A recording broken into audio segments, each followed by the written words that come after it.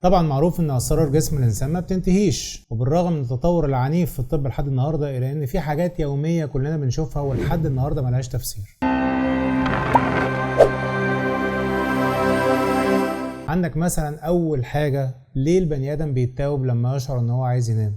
جفنه يتقل ويبدا يتاوب ويفتح بقه ويفتح الفك الاخر. في بعض العلماء قالوا ان ده غالبا عشان نتيجة نقص الاكسجين في الدم، وده بيخلي الانسان ياخد نفس عميق جدا. بس هل النفس العميق ده يخليك تفتح فكك للاخر وتحاول تاخد كل الهواء اللي في الجو؟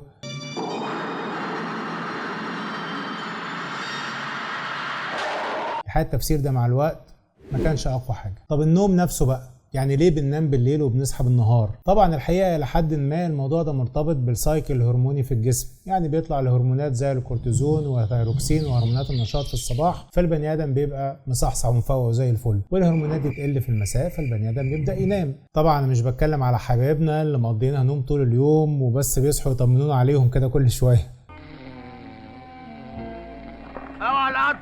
ولكن طبيعة النوم والصحيان وفسيولوجيته وليه البني آدم بيروح في نوم تام اللي بيسمى بالموت الأصغر، وليه بيحلم وهو نايم وبيشوف حاجات من العقل الباطن. الحقيقة كل ده مش مفسر لحد يومنا هذا. ثالث حاجة الكسوف والخجل، ليه وشك بيحمر لما تتعرض لموقف معين؟ طبعا في علماء كتير بيقولوا الكلام ده نتيجة الهرمونات اللي بتطلع زي الادرينالين والكلام ده كله، بس اشمعنى في وشك بالذات؟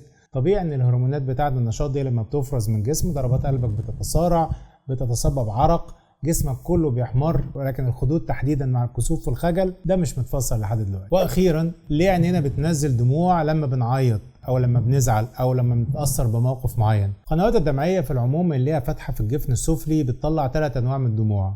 النوع الاولاني طبعا عشان ترطيب العين، والنوع الثاني اللي بيحصل مع التهيج الداخلي للعين زي مثلا تقشير البصل. مش كفايه بصل برضه لحسن تعبنا ولا ايه؟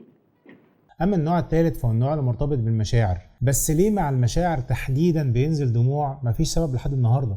ولو هتقول لي سبب الهرمونات والزعل، افتكر ان انت كمان ممكن تضحك جامد فبرضه عينك تدمع. الحاجات دي لحد النهارده كلها مش مفسره. تخيل.